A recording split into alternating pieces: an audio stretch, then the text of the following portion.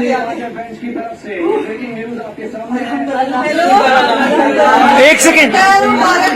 अल्हम्दुलिल्लाह असेंबली के खिलाफ करार दे दिया है।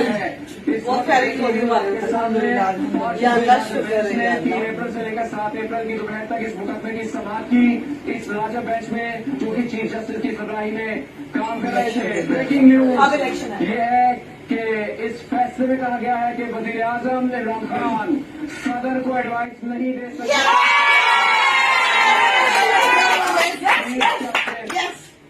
कौमी असेंबली बहाल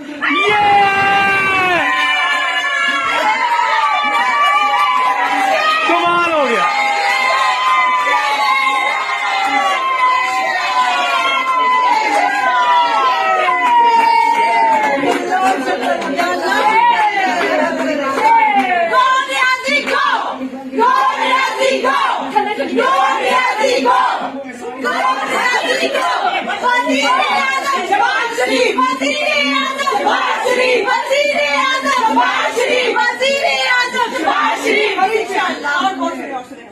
अप्रैल को कौमी असेंबली का इजलास होगा। ये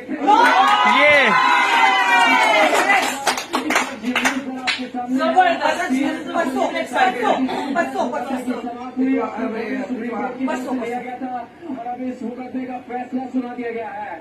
स्पीकर को इजलास बुलाने का हुक्म जारी कर दिया। हमारा भी ऐसी आएगा। की कौमी असेंबली जिसको तहलील कर दिया गया था 3 अप्रैल को, उसको सुप्रीम